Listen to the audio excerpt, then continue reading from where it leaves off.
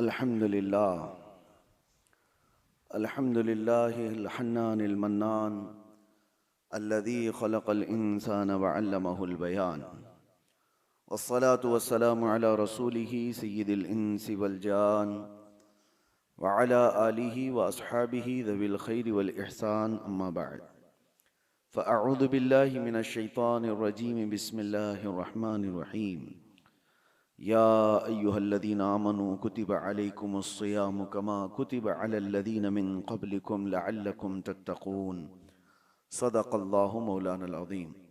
बारगाह रिसालत मुआब सल्लल्लाहु अलैहि वसल्लम में दुरूद पाक का हदिया पेश करें। अल्लाहुम्मा सल्लि अला सय्यिदिना व मौलाना मुहम्मदिन मअदनिल जूदि वल करम व आलिहि व अस्हाबिहिल किराम व इब्निहिल करीम व बारिक व सल्लिम सलातन दाइमतन सरमदन अबदा। अल्लाह तबारक व तआला इस माह सियाम को, रमज़ानुल मुबारक को हम सब के लिए खैर व बरकत और सआदतों वाला महीना बनाए। इसके इस्तक़बाल के लिए हम इसके आने से 2 माह पेशतर ही दुआ किया करते रहते हैं कि अल्लाह रजब व शाबान में हमें बरकत अता फरमा और रमज़ान तक हमारी ज़िंदगी अता फरमा। तो रब तबारक व तआला ने रमज़ान हमारी ज़िंदगी में अता फरमाया, उसका बेपाया करम व एहसान है। रमज़ान को ऐसे गुजारो कि तुम्हें ये एहसास रहे कि शायद मेरी ज़िंदगी का ये आखिरी रमज़ान है। पता नहीं कि इस रमज़ान के गुजर जाने के बाद अगला साल जो रमज़ान आने वाला है वो मेरी ज़िंदगी में आएगा भी या उससे कबल मैं दुनिया से चला जाऊँगा। हम में से कोई नहीं जानता, लेकिन जो रमज़ान मिल चुका है उस रमज़ानुल मुबारक का एहतराम उस एतबार से आप करो। अल्लाह तबारक व तआला ने कुरान में फरमाया कि तुम पर रोज़े फ़र्ज किए गए हैं जैसे पहलों पर किए थे, ताकि तुम परहेजगार बन जाओ, ताकि तुम्हारे अंदर तकवा आ जाए। रमज़ान में सबसे ज़्यादा जिस चीज़ का सामना आपको करना है वो कौन सी चीज़ है? भूख का सामना करना है। तकरीबन 12 से 14 घंटे का रोज़ा होता है, जिसमें आप सहरी से लेकर इफ्तार तक पानी का एक कतरा भी अपने हलक के अंदर नहीं डालते। दुनिया में और भी कुछ मज़ाहिब हैं जिनके यहाँ रोज़े का तसव्वुर पाया जाता है, फास्टिंग, उपवास, लेकिन उसकी शक्ल अलग अलग है। किसी के यहाँ है फ्रूट की इजाज़त है, पकी हुई चीज़ें नहीं खा सकते। किसी के यहाँ है कि पानी पी सकते हैं, बाकी कुछ नहीं। तो रोज़े की शक्ल जो है उन्होंने अपनी अलग अलग बनाई है। कुछ लोगों का ऐसा है कि ज़मीन से निकली हुई चीज़ नहीं खाएंगे, या फिर उसको हांडी पर पकाया गया हो तो वो नहीं खाएंगे, बाकी कुछ और चीज़ें दरख्त से मिली हुई ये सब खा करके रह सकते हैं। मेरे अजीज़ों, उस तरह का अगर रोज़ा रखना है तो साल भर भी हम रख लेंगे इंशाअल्लाहुल अज़ीज़। लेकिन इस्लामी जो रोज़े का कॉन्सेप्ट है, तसव्वुर है, वो सहरी से लेकर इफ्तार तक 2 बड़ी चीज़ों से बचने का नाम है। इंसान के लिए 2 बड़ी चीज़ों से रुकना है। एक, खाने पीने से, ऐसा नहीं कि हराम चीज़ों से बचना है, बल्कि हलाल खाने की चीज़ों से भी बचना है। चावल, रोटी, गोश्त, सब्जी ये सब हलाल ही है आपके लिए, लेकिन हलाल से भी बचना है, हराम की तो बहुत दूर की बात है।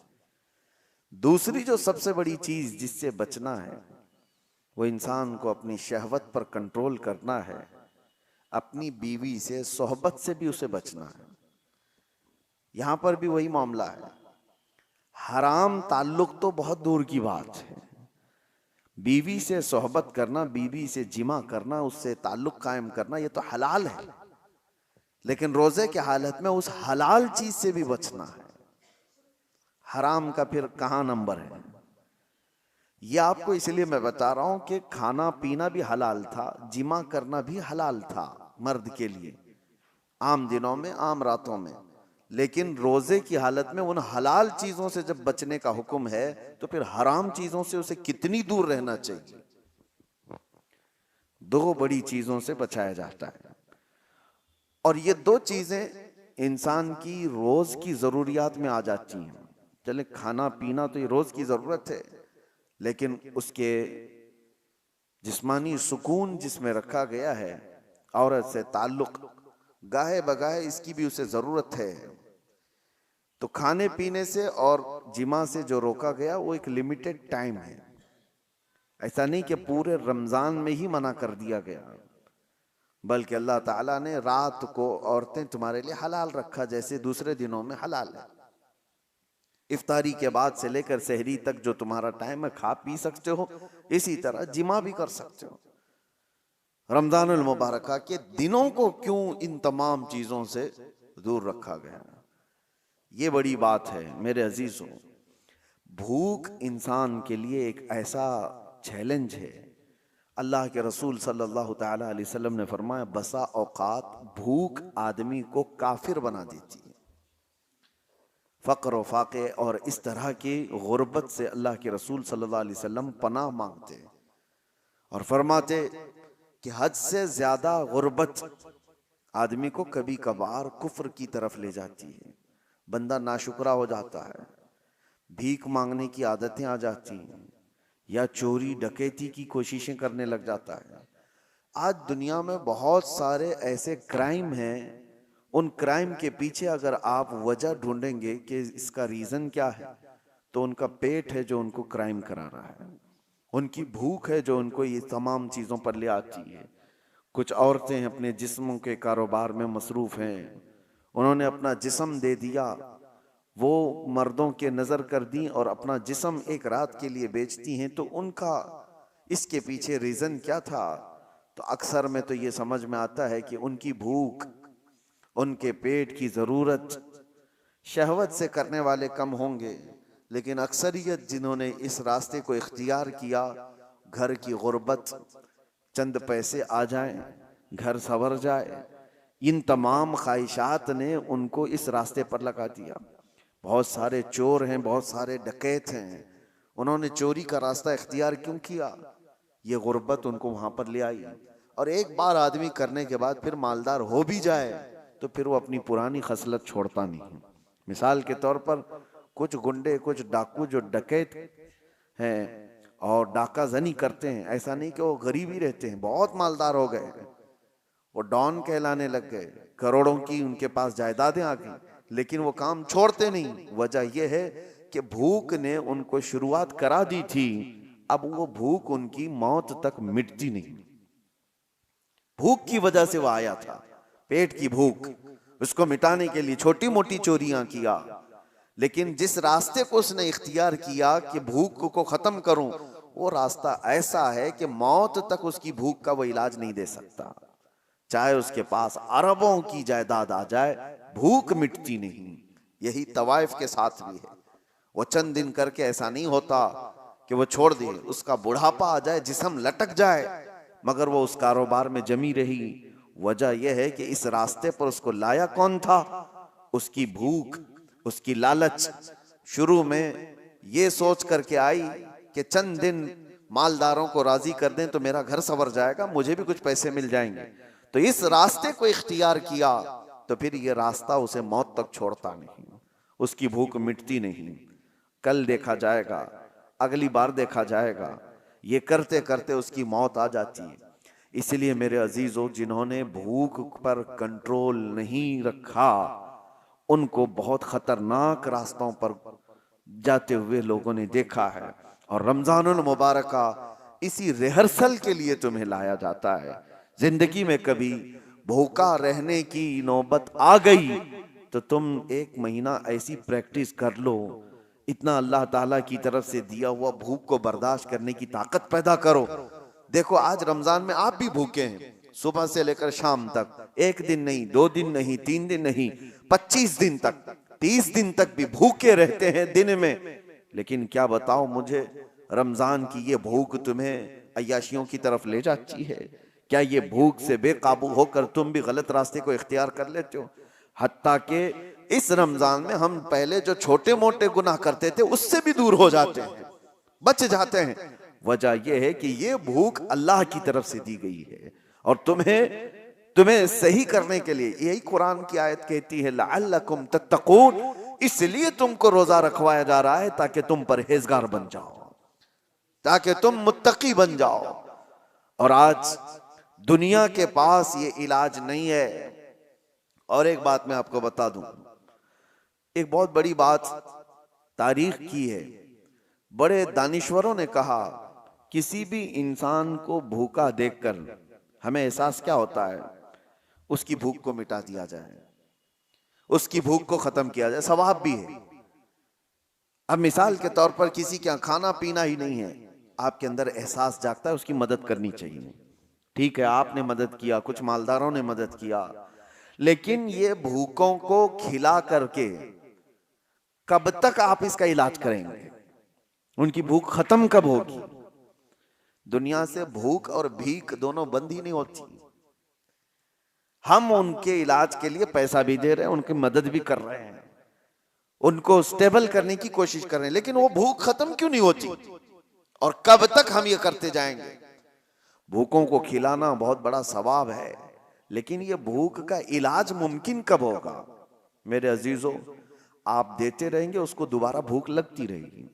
दोपहर का खाना आपने खिला दिया, इंसान की तबीयत ऐसी है कि दोपहर में आप उसको मछली, गोश्त, हर चीज बुनी हुई सब कुछ दे दें, पेट फुल हो जाए, भर जाए, ये ज्यादा देर तक नहीं, रात को वापस उसे भूख लगेगी, उसकी बॉडी फिर तलब करती है। चलो आज दिन भर का आपने खिला दिया, कल का क्या होगा? कल फिर उसे भूख लगेगी। तो इंसान को रोज भूख लगती है, हर वक्त पे भूख लग रही है, तो उस भूख को हर वक्त पे आप मुकम्मल करते जाओ, कब तक करोगे? यही रमजान का फलसफा मैं आपको बताना चाहता हूं। सिर्फ भूखों को खिला करके उनके पेट का इलाज कर देना, चलिए यह हमको हुक्म दिया गया, हम कर रहे हैं, लेकिन अल्लाह ने कुरान जो उतारा है वो सिर्फ मुसलमानों के लिए नहीं, पूरी कायनात के लिए।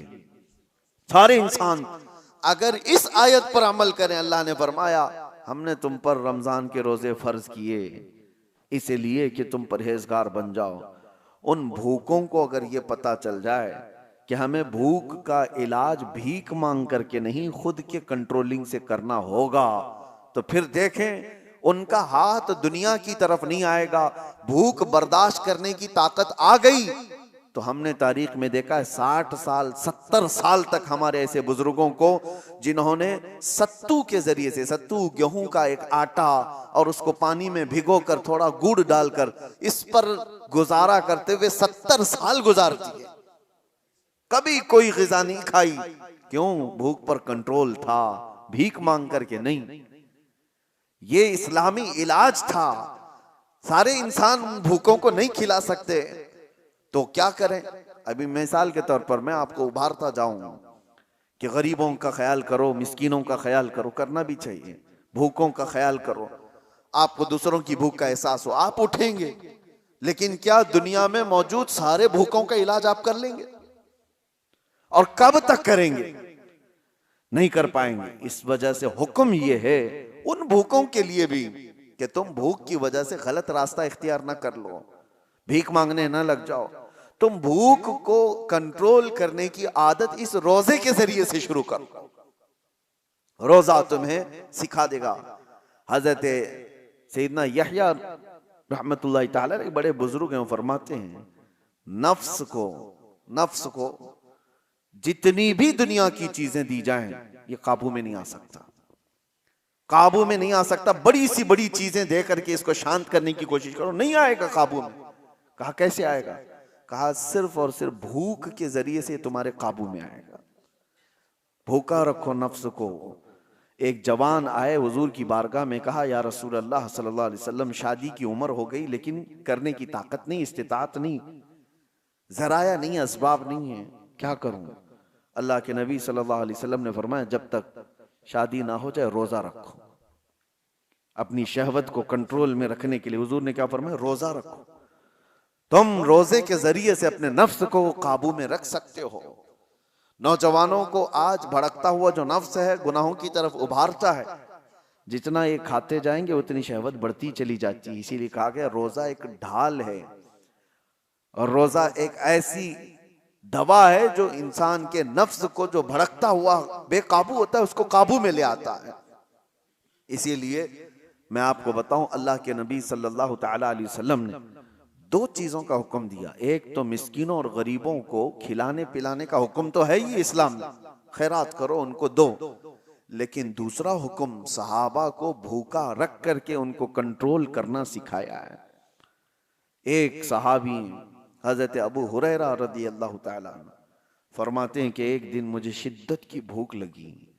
मैं घर से निकला कि रसूल पाक सल्लल्लाहु ताला अलैहि वसल्लम के बारगाह में जाकर के अर्ज करूं कि आका खाने के लिए भूख बहुत ज्यादा लगी है। तो मैं जैसे ही बाहर आया तो हुजूर अपने हुजरे से निकल रहे थे। तवज्जो से सुने, हजरत अबू हुरैरा अर्ज करते हैं पेट दिखा करके, या रसूल अल्लाह सल्लल्लाहु अलैहि वसल्लम, अलजो, भूख भूख। नबी पाक सल्लल्लाहु ताला अलैहि वसल्लम ने मुस्कुराया और अपना जुब्बा उठाकर दिखाया, दो बड़े पत्थर हुजूर के पेट पे बंधे हुए थे। हजरत अबू हुरैरा कहते हैं कि अल्लाह के नबी सल्लल्लाहु ताला अलैहि वसल्लम मुझसे ज्यादा भूख को बर्दाश्त कर रहे हैं। पत्थर बांधना एक अलामत थी कि भूख को कंट्रोल करने के लिए पेट पर पत्थर बांधे जाते थे। फिर भी नबी पाक सल्लल्लाहु ताला अलैहि वसल्लम ने फरमाया, अबू हुरैरा चलो साथ चलते हैं। बाहर निकले तो जैसे ही बाहर निकले हजरत अबू बकर सिद्दीक बाहर घर से आ रहे थे। हुजूर सल्लल्लाहु ताला अलैहि वसल्लम ने उनको देखा, पूछा, अबू बकर इस वक्त दोपहर के वक्त किस चीज ने तुम्हें बाहर निकाला? हजरत अबू बकर सिद्दीक कहते हैं, भूख ने मुझे घर से बाहर निकाला, मैं कुछ खाने की तलाश में बाहर निकला। हुजूर सल्लल्लाहु ताला अलैहि वसल्लम उन्हें भी साथ ले लिए। थोड़ी दूर गए थे कि हजरत उमर भी नजर आए। हुजूर ने उनसे पूछा, उमर इस वक्त कहाँ जा रहे हो? कहा, या रसूल अल्लाह भूख ने मुझे घर से बाहर निकाला। सबका एक ही मसला है। हजरत उमर भी आए। अब सुनिए, तीनों को रसूल पाक सल्लल्लाहु ताला अलैहि वसल्लम लेकर एक सहाबी के घर गए। वो सहाबी हुजूर पाक सल्लल्लाहु ताला अलैहि वसल्लम की आमद से इतने ज्यादा खुश थे, घर में जो था सब पेश कर दिया। यहां तक तो बात है आगे का वाकया, लेकिन इन तीनों सहाबा से पूछो, मैं इलाज भी आपको बता रहा हूं, कि आप दोपहर में भूखे थे, मदीने में कहां जाकर के क्या लाना चाहते थे? अबू हुरैरा आप क्या लाना चाहते? पैसे आपके पास भी नहीं खरीदने की। अबू बकर सिद्दीक व उमर फारूक रदी अल्लाह ताला अन्हु, आप क्या खाने के लिए निकले थे घर से बाहर? तीनों का एक ही जवाब है, हम कुछ खरीदने के लिए या कुछ खाने के लिए नहीं निकले। जब भूख हमें शिद्दत से परेशान करती तो हम चेहरे रसूल को देखने जाते थे। मेरे आका सल्लल्लाहु ताला अलैहि वसल्लम के चेहरे जमाले जहां आरा को देखते, सहाबा का अकीदा था कि जैसी भी भूख हो खत्म हो जाती है। यह है भूख का इलाज। ये आशिकों की बात है। काश हमारी आंखों में वो जमाले मुस्तफा बस जाए। जब दुनिया हमें इस तरह भूख से परेशान करे तो वो तस्वीर यार सामने आ जाए और फिर हुजूर पाक सल्लल्लाहु ताला अलैहि वसल्लम के उस जमाल में मह होकर के हम सारी भूख भूल जाएं। और हुआ है तारीख में ऐसे। अजीजा निगरामी, ये बातें मैं आपके सामने इसलिए कह रहा हूं, वो सिद्दीक अकबर, वो फारूक आजम जिनके नामों में इतनी तासीर है आज कि आज भी बड़ी बड़ी हुकूमतें कांपती हैं उनके दौरे हुकूमत को सुन करके। कैसर और किसरा लर्जा बरंदाम थे उमर इब्ने खत्ताब के नाम से, लेकिन उनका हाल ये है कि वो कहते हैं भूख ने मुझे घर से बाहर निकाला। अल्लाह के रसूल सल्लल्लाहु ताला अलैहि वसल्लम के सबसे करीबी सहाबा हैं, वो भूखे रह करके रिहर्सल कर रहे थे कि भूख पर कंट्रोल हासिल करो। आज हमारे पास सब कुछ है और कुछ मालदार लोगों को जैसी माल की चर्बी आती है उनको लगता है रोजा रखना तो गरीबों का काम है, हमको अल्लाह ने किस चीज की कमी दी।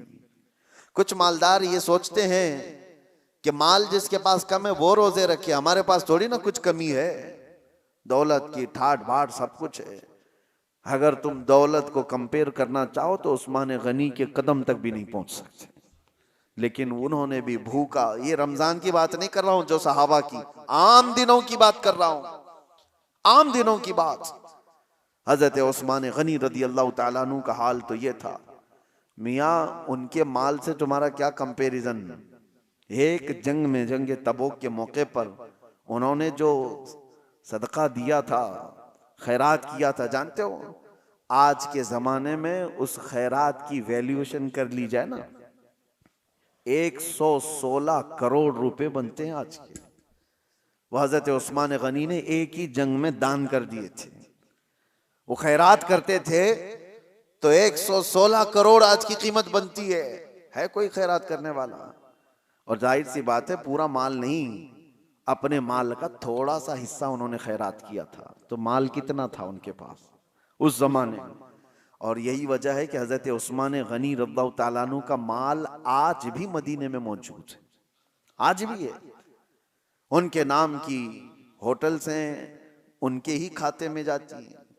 मदीने तैयबा की म्युनिसिपैलिटी का खर्चा हजरत उस्मान गनी के माल से पूरा किया जाता है। आज उनका माल खत्म नहीं हुआ, आज भी मौजूद है वक्फे उस्मान।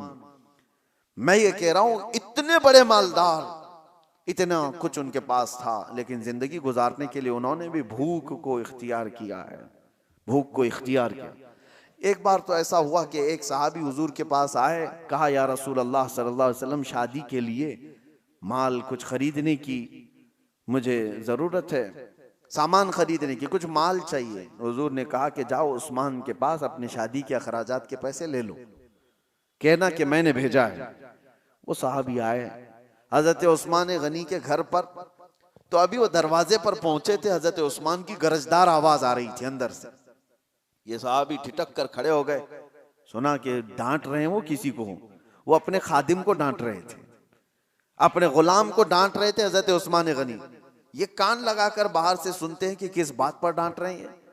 तो देखा कि खादिम को, गुलाम को इस बात पर डांट रहे हैं कि चिराग में उसने बत्ती थोड़ी ज्यादा कर दी थी, तेल ज्यादा जल रहा था, बत्ती को थोड़ा सा लंबा कर दिया था तो तेल ज्यादा जल रहा था। उस्मान गनी इस बात पर खादिम को खूब डांट रहे हैं। तो ये सहाबी बाहर से सुनते हैं और वापस चले जाते हैं। जो अपने घर में चिराग के तेल जलने पर गुस्सा करता हो, मेरी शादी का खर्चा कहां से देगा? वापस चले गए। दूसरे दिन आए, वही वक्त था, आज फिर गरजदार आवाज आ रही थी अंदर से। इन्होंने सुना आज फिर किसी को डांट रहे हैं, आज फिर खादिम को डांट रहे थे। किस बात पर? इस बात पर कि दाल में नमक ज्यादा किया हुआ है, ज्यादा नहीं, टेस्टी बनाया हुआ है। नमक के बगैर तो टेस्ट आता नहीं, तो टेस्ट अच्छा कर दिया। तो हजरत उस्मान गनी उस पर उसको डांट रहे हैं कि नमक इतना इस्तेमाल कर लिया कि दाल लज्जत वाली हो गई है, ज्यादा खाई जा सकती है। तो ये साहबी जो बाहर खड़े थे उन्होंने कहा ये तो दाल पर और चिराग पर गुस्सा करते हैं, ये मेरे शादी का खर्चा कहां से देंगे? वो वापस पलट रहे थे, हजरत उस्मान गनी ने उनको देख लिया, कहा कि कल भी तुम आए थे, आज भी तुम आए, क्या बात है, किस लिए आए? उन्होंने कहा बात दर हकीकत यह है कि अल्लाह के नबी सल्लल्लाहु अलैहि वसल्लम ने तुम्हारे पास मुझे भेजा, मेरे शादी के अखराजात आपसे मैं हासिल करूं, लेकिन आप 2 दिन से मैं देख रहा हूं गुस्से में हैं, खादिम को खूब डांटे जा रहे हैं, कभी चिराग पर कभी दाल पर। मैंने ये सोचा कि कहां मेरी शादी हो सकती है इनके माल से। हजरत उस्मान गनी ने कहा कसम खुदा की, तू क्या अल्लाह के नबी का हुक्म हो तो 70 शादियां मैं तनहा कर दूं। लोगों के मदद के लिए मेरा माल खुला हुआ है, लेकिन जो तुमने देखा मेरे घर में वो मेरे अपने जरूरत के लिए चीजें थी। खादिम ने चिराग को, बत्ती को ज्यादा किया, तेल ज्यादा जलता गया, नमक इतना डाल दिया कि दाल ज्यादा खाई जा रही। इस बात पर मैंने गुस्सा इसलिए किया कि कल क़यामत के दिन रब्बे जुल जलाल अगर हिसाब ले ले, क्या उस्मान तुझे इतनी ही रोशनी की जरूरत थी, तूने इतना ज्यादा क्यों जलाया? अगर रब तबारक व तआला हिसाब ले ले कि तूने दाल जितने पर तेरा गुजर हो सकता था उससे ज्यादा खाया क्यों, इसकी लज्जत बढ़ गई तेरी, तो मैं क्या जवाब दूंगा? इसलिए तरबियत के लिए मैं अपने खादिम को डांट रहा था, ये नहीं कि दूसरे को देने के लिए कभी डांटा है। ये हजरत उस्मान गनी थे जिन्होंने मालदारी के औज पर पहुंच करके भी कंट्रोलिंग दिखाया दुनिया को। आज लोग ये समझते हैं बहुत माल आ जाए तो हमारा नहीं है काम रोजा रखना, तरावी पढ़ना, ये गरीबों का काम है। और अगर तुम्हारे दिमाग में ऐसा है तो ठीक ही है कि अल्लाह गरीबों को पसंद भी फरमाता है। अल्लाह ताला गरीबों के घर रमजान भेजा है, वो रोजा भी रखते हैं और तरावी भी पढ़ते हैं, और इस्लाम गरीबों से शुरू हुआ है और गरीबों में खत्म भी हो जाएगा। मेरे अजीजों, भूख के मुतालिक एक बात और अर्ज कर दूं, कहां सहाबा इकराम ने अपने घरों में किस तरह किया। हुजूर सल्लल्लाहु ताला अलैहि वसल्लम एक दिन घर से निकले, उस वक्त भी एक सहाबी हुजूर के साथ है। कहते हैं कि रसूल पाक सल्लल्लाहु ताला अलैहि वसल्लम हजरत फातिमा के घर गए। हजरत फातिमा उस वक्त घर में अकेली बच्चों के साथ, देखा कि आवाज नहीं निकल रही है बच्चों की। हजरत फातिमा रदी अल्लाह ताला नहीं, मैं ये बात बाद में अर्ज करता हूँ। हुजूर पाक सल्लल्लाहु ताला अलैहि वसल्लम की एक दावत हुई हजरत अबू अय्यूब के घर। हुजूर पाक सल्लल्लाहु ताला अलैहि वसल्लम जैसे ही पहुंचे, उन्होंने एक बकरी का बच्चा ज़बह किया और आपकी दावत कर दी। सहाबा जो साथ में थे, 2 सहाबा, हुजूर सल्लल्लाहु ताला अलैहि वसल्लम खाने के लिए बैठे तो हजरत अबू हुरैरा कहते हैं खाने की खुशबू इतनी थी कि जल्दी से जल्दी लपकने का दिल कर रहा था, हाथ लगा दूं। जाहिर सी बात है, जो बंदा 3 दिन से भूखा है वो खाने के दस्तरखान पर हाथ रखना ही चाह रहे थे। रसूल पाक सल्लल्लाहु ताला अलैहि वसल्लम ने कहा घर वालों से कि एक कटोरी और हो तो दे दो। सालन दस्तरखान पर रखा है, एक खाली कटोरी मंगवाई और उसमें सालन आधा किया, और उसके बाद जो बात कहते हैं मेरे आका, अल्लाहु अकबर। एक सहाबी हजरत अबू हुरैरा वो कहते हैं कि हुजूर ने ये दिया और कहा जाओ फातिमा के घर देकर के आओ, पिछले 8 दिन से उनके यहाँ फाका चल रहा है। 8 दिन हो गए हैं उनके यहाँ फाका चल रहा है, उनके बच्चे और उनका। ये किस घराने की बात कर रहा हूं? क्या वो घराना मोहताज था? वो घराना कोई मोहताज घराना है? पूरी दुनिया जिनके नाम का सदका खा रही है आज। और अगर वो चाह लें, अल्लाह की बारगाह में ख्वाहिश भी करें, रोजाना जन्नत से जिब्राइल उनके लिए खाना ले आए। लेकिन वो घराना ऐसा था, भूख पर कंट्रोल करना सिखाया गया, भूख पर कंट्रोल करना सिखाया गया। यही तो बात है कि हसनैन करीमैन की शुजाअत को पूरी दुनिया मानती है कि इमाम हुसैन को करबला में 3 दिन भूखा और प्यासा रखकर झुकाने की कोशिश की गई थी। उनके बच्चों को, उनके खानदान को पानी बंद किया गया, खाना बंद किया गया। क्या झुका इमाम हुसैन का सर? पूरी दुनिया ने देखा। यजीद के सामने झुकना तो दूर की बात है, हाथ भी आगे बढ़ाने को तैयार नहीं हुए। वजह क्या थी? तुम आज भूख से हुसैन को आजमा रहे हो, इनकी मां तो बचपन में भूख की तरबियत दे चुकी थी। बचपन में इनको भूख की तरबियत दी गई है, भूखा रहने की आदत दी गई है। अरे रोजे इनके घर के हैं, यहां पर फाका इनके घर का है। यही तो बात है कि आज अपने बच्चों को अगर आप भूख को बर्दाश्त करने की तरबियत दे दो, इंशाअल्लाह मेरा ये कहना है कि कभी तुम्हारा बच्चा हराम रोजी की तरफ नहीं जाएगा। वो कभी ऐसा नहीं होगा कि अपने लज्जतों के लिए कुछ भी खा लेगा। हमारे घर में रोज खाना बनता है, ठीक है, कभी कभार ना बनाओ। मैं खुद मेरे वालिद गिरामी को देखता, किसी दिन पूरा का पूरा ऑफ, कुछ भी नहीं, वो मुरमुरे होते थे। हमारी माँ से कहा जाता बच्चों को आज यही खिलाओ। हर दिन लज्जत वाली चीजें खाने की जो बच्चों को आदत हो जाती है, माँ आज बिरयानी, माँ रात को सालन, माँ आज ये चाहिए, माँ वो चाहिए। बच्चों की ख्वाहिशात पर तो हम उतावले रहते हैं, बेटा क्या चाहिए अभी। और अब तो जमाना पिज्जे बर्गर का आ गया, इधर ख्वाहिश किया कि उधर घर में आ गई चीजें। तो बच्चों को इस कदर हम लज्जतों के साथ हावी कर चुके हैं उनके खानों की ख्वाहिशात को कि वो अब बच नहीं पाते। और एक दिन अगर उनको हल्की ग़िज़ाएं कहो कि कभी दाल चावल खा लो, कितने घरों से हमें ये बात आती है, उनकी माएँ या उनके घर वाले कहते हैं, घर में किसी दिन सब्जी पकाई जाए तो ये बच्चे घर से ही भाग जाते हैं, कहते हैं आज खाना नहीं है। क्या बना है घर में? कुछ खाना थोड़ी है, बाहर जाएंगे, चाइनीज खाना है। कोई दिन ऐसा आता है, कोई दिन ऐसा आता है कि रोज लज्जत वाली चीजें खा रहे हैं, आज दाल चख लेंगे। कोई दिन ऐसा आता है कि आज अपने नफ्स को मारने के लिए करेला चख लेंगे, जो ख्वाहिश होती ही नहीं जिसकी खाने की, चख लेंगे। मेरे अजीजों, ये भूख को अगर तुमने कंट्रोल नहीं किया तो ये ऐसा घोड़ा है जो कहीं रुकता नहीं। नफसानी ख्वाहिशात, इसको लगाम देना पड़ता है। हजरत सैयदना ईसा अलैहिस्सलाम नमाज में खड़े थे, कमजोरी थी, तो कहते हैं कि शैतान उनके पास आया और नफ्स के रास्ते से उनसे कहा, आप बड़े कमजोर हैं, थोड़ा खा लेंगे तो इबादत में खड़े हो जाएंगे। आप नसीहत कर रहा है, इबादत आपकी अच्छी हो जाएगी, आप थोड़ा खा लेंगे, कुछ खाना पानी पेश कर दो। सैयदना ईसा अलैहिस्सलाम जलाल में और कहा, यकीनन भूख तो लगी है, प्यास तो लगी है, लेकिन तुझ जैसा शैतान और ये कहे कि खा ले इबादत में ताकत आ जाएगी, ये समझ से बाहर है, समझ से बाहर है। हजरत ईसा अलैहिस्सलाम ने उसी वक्त कहा, मैं मर जाऊंगा लेकिन तेरी पेशकश को कबूल नहीं करूंगा, तेरी तरफ से जो भूख मिटाने की बात की जा रही है। और उसी वक्त ईसा अलैहिस्सलाम ने यह फरमाया कि मुझे पता है कि शैतान अगर सबसे ज्यादा बिलकता है, तड़पता है तो इंसान की भूख से, कि ये भूखा रहेगा तो मेरा वार इस पर नहीं हो पाएगा। शैतान को इस बात का हमेशा डर है कि जो बंदा भूखा और प्यासा रह जाए और उसको बर्दाश्त हो जाए तो शैतान कहता है कि इस पर तो मेरा वार हो नहीं पाएगा, मुश्किल हो जाएगा, इसको खिलाओ, इसको पिलाओ। रोजा छोड़ने की जितने लोगों के दिलों के अंदर ये ख्वाहिशात आती हैं, वो नफ्स उनका रोजे से दूर करता है।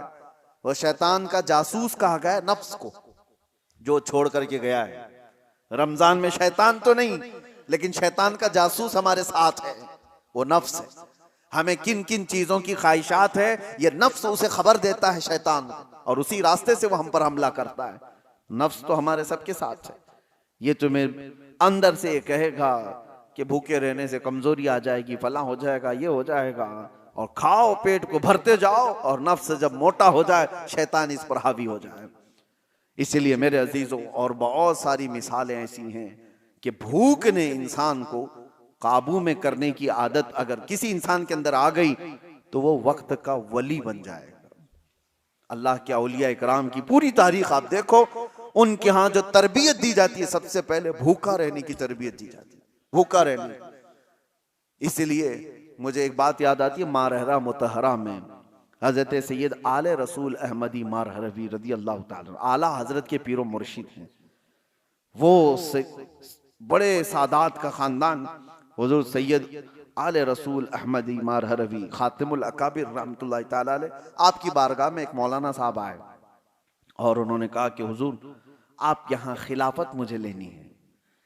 लोग खिलाफत के चक्कर में भागते रहते हैं, आज तो आम है, कहीं से भी मिल जाएगी चलते फिरते, लेकिन वो औलिया कामिलीन, उनके यहाँ मौलाना साहब ने कहा कि हुजूर आपसे बैत हूँ, खिलाफत चाहिए। तो हजरत खातिमुल अकाबिर ने कहा, आज तो आए हैं आप रात में, खाना खाइए, आराम कीजिए, कल देखेंगे, बात करेंगे। तो खादिम से कह करके उनको मछली मंगवाई, और रूहू मछली और या कोई और एक खास किस्म की मछली, भुनी हुई मछली इनको खूब खिलाने के लिए हुक्म दिया। हजरत ने उनको खूब खिलाया, लेकिन खादिम से कहा था पानी मत देना, मछली पेट भर करके खिलाओ। उनको खूब मछली परोसी गई, और जैसी वो शिकम सैर हो गए, खादिम ने कहा आता हूं, और दरवाजा बंद करके चला गया। पानी कुछ दिया ही नहीं, और मछली जब पेट में जाए तो शिद्दत की प्यास लगती आदमी। और वो खास किस्म की मछली थी जिसको भूना गया था अलग अंदाज से, वो अंदर जाकर के बेकरारी बेचैनी बढ़ गई। वो पुकारते रहे अंदर से, पानी पानी पानी, कोई सुनने को तैयार नहीं। हजरत का हुक्म था पानी मत दो। सुबह तक वो बेचारे इधर से उधर तड़पते रहे, उनकी आंखें चौड़ी हो गई, सुबह हलक से जबान बाहर आने लग गई। कहा क्या मेहमान नवाजी, सादात का घराना है, क्या मेरे साथ किया गया है।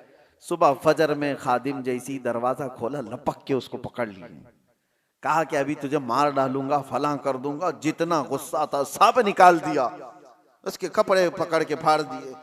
कहा रात को खाना खिलाया, पानी नहीं दे सकता था। उसने कहा मैंने कुछ नहीं किया, जिस पीरो मुर्शिद के पास आप खिलाफत लेने आए थे उनका हुक्म था। कहा चलो उनसे ही बात करता हूं, ताव में थे जो कल खिलाफत लेने आए थे, आ करके कहा कि ये कैसी मेहमान नवाजी है आपकी, क्या आपके यहाँ ऐसा किया जाता है, पानी नहीं दिया जाता है, फला फला फला, नॉन स्टॉप सब चीजें कह गए। हजरत खातिमुल अकाबिर ने कहा पानी दे दो, पानी दो, और उसके बाद इनको नजराना देकर रुखसत करो। पानी देकर उनको सब ठंडा किया गया। तो फिर उन्होंने कहा हजरत आपने कहा था कल रात में कि आज रात खाना खाकर सो लो, कल खिलाफत की बात करेंगे। आपने कहा जो अपनी प्यास बर्दाश्त नहीं कर सकता वो अपनी खिलाफत के बोझ को कहां उठा सकता है। एक रात की प्यास नहीं बर्दाश्त कर सकता, वो इतनी बड़ी जिम्मेदारी को कहां उठा सकता है। जाओ अभी तुम्हारी तरबियत की जरूरत है। यह औलिया कामिलीन, सूफिया कामिलीन का तरीका रहा है कि अपने मुरीदीन को पहले भूख से वो आजमाते थे और उनको रिहर्सल करवाते थे कि कंट्रोल करना सीखो, भूख और प्यास इंसान को बेकाबू करती है। यही तो बात है। आज भी आप इसका जलवा देख सकते हैं जो मैंने बताया, मौलाना साहब का जलाल, जो अपने उस घराने पर भी जलाल कर गए जिस पर खिलाफत की तवक्को लेकर आए थे। उसका आप उसकी एक झलक आप अपने यहां भी देख सकते हैं। शाम का वक्त देखो, असर के बाद सबका चेहरा और किस अंदाज से इनका पारा गर्म रहता है। इफ्तारी से पहले किसी मुसलमान को टच भी कर दे कोई, जंग हो जाती है। बाहर सड़कों पर तो अक्सर ये देखा गया है कि ये बेचारा सामान खरीदने जा रहा है, बाइक भगा रहा है, उसको ना इधर की दिख रही ना उधर की दिख रही, खुद ही जाके किसी को ठोका और फिर उसके बाद लड़ाई भी खुद ही कर रहा है, सामने वाले को खुद ही नीचे करके मारने की कोशिश कर रहा है। वजह यह है कि ये वही जलाल है जो सुबह से शाम तक भूख और प्यास बर्दाश्त नहीं हो रही है। ये अल्लाह ताला की अता है जो तुम महफूज हो। अगर अल्लाह तबारक व ताला की रहमत ना हो तो हम घंटों भी बर्दाश्त नहीं कर पाएंगे। ये अल्लाह की अता है, उसकी रहमत साथ है। इफ्तारी के मौके पर आप देखो, दस्तरखान पर खाना आपको थोड़ा सा ही है, लेकिन दस्तरखान पर इज्तिमाई तौर पर अगर आप बैठे रहो कभी मस्जिद वगैरह में, अरे केले का एक टुकड़ा भी तुम्हारे सामने वाला बाजू वाला उठा लिया तो गुस्सा आ जाता है। शरबत का गिलास आपके पास रखा था, किसी और ने सामने से उठा लिया, अरे मिलेगा बाद में भी, लेकिन उस वक्त बर्दाश्त नहीं होता। एक गिलास शरबत कोई ले लिया तो गुस्से में उसको देखने लग जाते हैं, भाई अपने सामने का देख, मेरा क्यों उठाता है। तो ये जो जलाल है ये वही है जो सुबह से शाम तक भूखे रहे। अल्लाह अकबर। मेरे आका सल्लल्लाहु तआला अलैहि वसल्लम के दरबार में बस ये आखिरी बात, एक बार इफ्तार का दस्तरखान सजा हुआ है। हुजूर पाक सल्लल्लाहु अलैहि वसल्लम हजरत आयशा से कहते हैं, आयशा हुजरे में थी, देखो बाहर कोई मुसाफिर तो बाकी नहीं रह गया, हमारे दस्तरखान पर आ जाए। हजरत आयशा कहती है मैं हुजरे से खिड़की में झांक कर देखती हूँ तो जन्नतुल बकी कब्रस्तान के पास एक दरख्त था, वहां कोई अपने घोड़े को बांधता हुआ एक आदमी नजर आया। हुजूर से वो अर्ज करती हैं कि आका एक मुसाफिर दिखता है कहीं दूर से आया हुआ।